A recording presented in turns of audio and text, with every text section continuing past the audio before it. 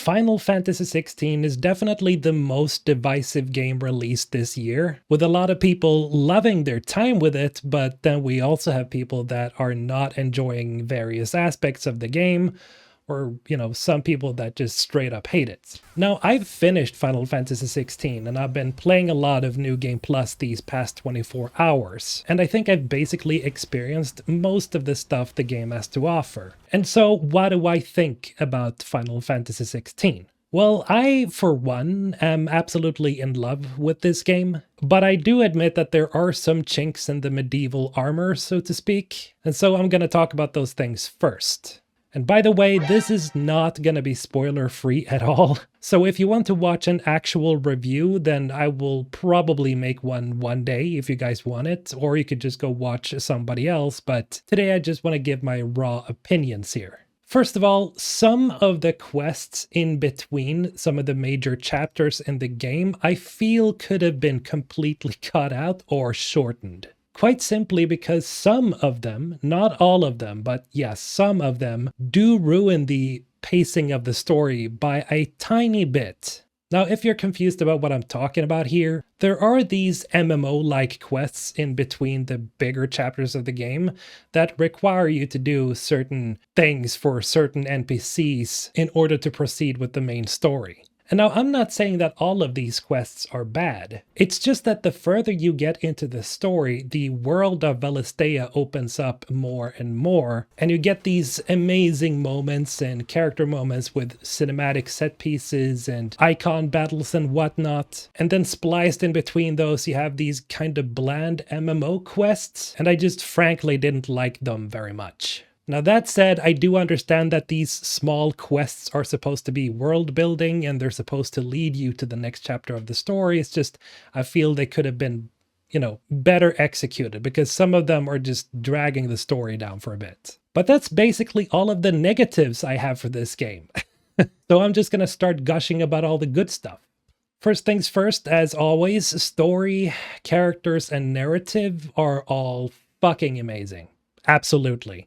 Clive, for one, is super likable, and he's quite possibly the most relatable character I've played as in Final Fantasy so far. And he has some really great moments that shows just how much he grows from being a teenager up until he's like 30. Cid, of course, is another standout.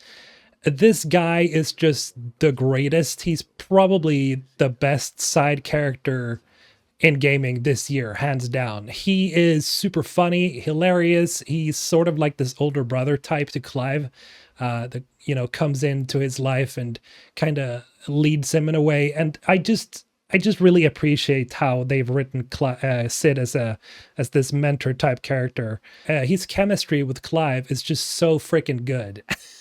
And I think a lot of the more humorous moments comes from between his dialogue with Clive. Unfortunately, Cid isn't around for most of the game. He's like in the first few hours, or maybe the first 5 or 6 hours. I can't really say for sure. And as I said, this is not going to be a spoiler-free video, but you know what happens to Cid by now, probably. Or maybe you just don't care, but he's an awesome character. I would have liked to see him more, for sure. Then we also have Jill, of course, who, it was written on the wall here. She's basically the romantic interest to Clive, but that doesn't mean that she's just a romantic interest. She has her own stuff going on, and she grows as a person as well. And I like how hers and Clive's relationship really feels organic in a way. And I do think that their love story is one that, it's one of those, again, like one of the good things that I haven't really seen in a lot of games the past recent years, a good romantic story between two people that just happen to fall in love with each other. I just feel like their chemistry is just great as well. Now, the combat here is something that I've seen a lot of people talk about when it comes to Final Fantasy XVI. And for some reason, there seems to be this idea that it's very button mashy and that it's a simple combat system, but it really isn't. Yes, you can win most fights at the start of the game in the first few hours of the game if you just mash your buttons, but also because of the different accessories that you can put on to make Clive do things automatically. And I think a lot of people are misrepresenting the combat system in a lot of stuff that I've seen where they're like using the different, timely accessories, because you're literally just turning the game into easy mode. You're removing all challenge with the game. And these things are especially made for people who maybe just wants to experience the story, or they might have issues with functionalities. Maybe you have somebody who's missing a hand or something, or fingers. Maybe you're crippled in some other way. So these items, if you put them on and you can play the game regularly like anybody else, then of course, I mean, the game becomes super simple. That doesn't mean that the combat is like shallow and shit, because it isn't. It's actually very deep. As I said, I've played through the entire game. I've played New Game Plus, and it's just, there's so many different things you can do, weaving icon abilities together with your simple melee attacks. You can use different combos in different ways. There are different abilities you can select for different icons as well. So, I mean, there's a lot of stuff that you can do to experiment with the combat and do even more damage than you would if you would just, spam square all the time. Now, I can see why some people might not like this type of gameplay, and I think it's pretty obvious that the people who are complaining about this are mostly old veterans of Final Fantasy games, and I can completely understand that. But I think you need to kind of look at these games for what they are. And I do understand that some people don't really follow the news all that much,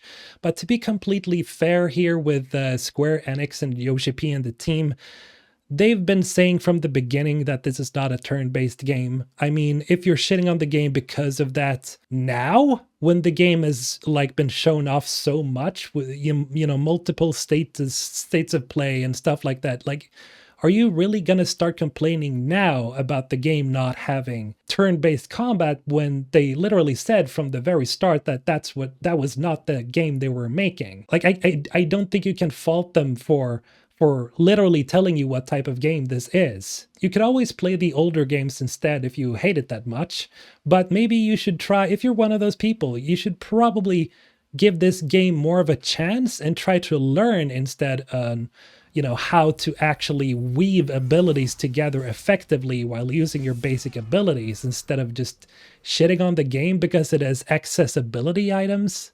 What are you doing? Now, I have to apologize a little bit there, but that does get me a little bit irritated when people like literally falsely make shit up, like the game has a shitty combat system, or that it has a shallow combat system, or that it's too easy. It's like, obviously, if you choose those settings, yes, and those items, yes. And so I think I need to kind of put my foot down here, because it's not true whatever you're hearing about the combat. It is fairly deep. There's a lot of shit you can do. There's a lot of abilities you can pull off. I mean, I've been maining, spoiler alert again, I've been maining Odin's abilities, like the icon Odin, because he has sort of this when you activate the icon, you get these Virgil-like abilities, sort of like in Devil May Cry.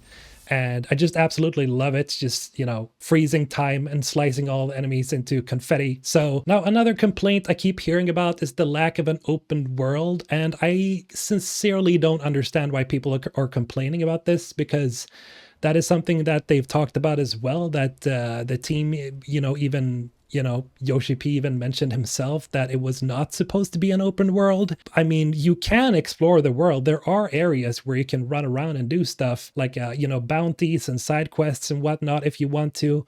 But having it open world would pretty much make the game feel much less focused, because since it is not open world, I feel like the story is much more focused. And I think that was also the point with this game. They're trying to tell a good story and have complementary gameplay that's, deep and great. And if you want to play the game over again, with New Game Plus, you can do that just to experiment with the different trees, the different icons and abilities, and fight new enemies that weren't in the base game. Open world does not work for every game, especially a game that has such a very tight-knit narrative such as 16. Now, I've only just mentioned the Eikon Battles, but these like these events are just so mind-blowingly huge. It's really hard for me to put into words, and I'm already struggling because of my broken English. I'm Swedish, in case you're curious. The Eikon Battles are probably some of the most amazing cinematic gameplay mixes that I've seen. Final Fantasy 16 really just out God of War'd God of War. I'm just gonna say that. And I love the entire God of War franchise. Yes, even the older games. It's just insane to what degree of fidelity they have these insane godlike battles. The only game that I can think of that has this type of scale is like Asura's Wrath. But that didn't really have this type of fidelity that we're seeing in Final Fantasy 16. And not only are the Eikon battles so intense and so huge and so epic, there's so much emotional impact that have you moving with these huge set pieces. You're like completely invested in the story. Like, what happens next? Oh man, I can definitely understand why they're butting heads here. There's like rivalries going on and vendettas and revenge, and everybody has a motive for something, which makes these battles just that much more interesting to see, because you can envision what these characters are thinking, right? Like with Titan, right? Because you basically kill his girlfriend, sort of, or the person he loves. He goes absolutely fucking insane, becomes, the Titan, you kick his ass, he becomes an even bigger Titan, and now you're fighting a mountain, and the mountain is even bigger than Kronos in God of War 3, which I like to kind of compare scale to, because that was so huge. This is like twice Kronos size. It's even bigger. It's absolutely incredibly amazing. And you're like running up his arms and you're destroying his body bit by bit. And then we have like Bahamut, the Bahamut fight is literally Dragon Ball, because you're fusing with Joshua at one point, or Clive and Joshua, the Phoenix and Ifrit. They like fuse into one super being. And you have this huge, massive fight that goes into the atmosphere above the planet, and you're like fighting this huge dragon, and it's just absolutely fucking insane. It's bonkers. And just the Eikon fights alone just races this game so far up that any like small annoyance I ever had with this game, like with the side quests and whatnot, it's just I completely forget about them whenever the Eikon stuff goes on, because the Eikon battles, they just keep upping the epicness. It just gets more and more insane for every fight. And yes, there aren't that many Eikon fights in the game. There's like how many are there? Maybe 5 or 6, 7, I don't remember. But man, I did not think that they would reach this type of scale. And we also got to touch on the music here. You guys that have watched me before know just how much of a soundtrack nerd I am. And yeah, this is by far one of the most memorable soundtracks I've heard in years. It's really up there. I mean, the only soundtrack that I can think of is literally just Final Fantasy 14 right now, in recent years. The funny thing is that Soken, the composer, also composed the music for Final Fantasy 14. So, I mean, that makes sense, right? Because it's the same guy and the same team, I think, that has composed this music as well. It's just so incredibly epic at the right moments. And then you also have these very, very soft, very beautiful moments in between whenever the Eikon battles aren't happening. You have like the soundtrack just fits perfectly all the time, just fits like a glove for whatever scene it is about. Soken just manages to up the ante for every section of this game. Obviously, as I said, there are small things that annoyed me, but I keep forgetting about them because they're not that important in my opinion. Now, obviously, some people might be going on about the turn-based stuff, but as I mentioned, I don't really care. I like turn-based games as well. I mean, my most anticipated game after this is, of course, we have Starfield, but then we also have Baldur's Gate 3, right? I've already played that a bit, but I'm so looking forward to playing the full game there. And I gotta say, yes, I love turn-based combat, but I don't need turn-based combat in every game I play. But I do understand why some people might not like the route that this series is going. I just personally don't give a shit. In any case, I'm gonna be honest here, if this game does not win Best Narrative, Best Performance, Best Soundtrack, then I'm gonna be really surprised, because those are definitely the categories that I could imagine 16 actually winning at the Game Awards. Now, if it wins Game of the Year, hard to say. We still have other games coming up. We've still had, Tears of the Kingdom. I mean, Star Wars, kind of, Jedi Survivor, but I'm not sure about that one because of the performance issues. But yeah, this was great. I love Final Fantasy 16, and I will remember this game for a long time. That's everything I got for today. Have a good one, everybody. Mr. Olton, signing out.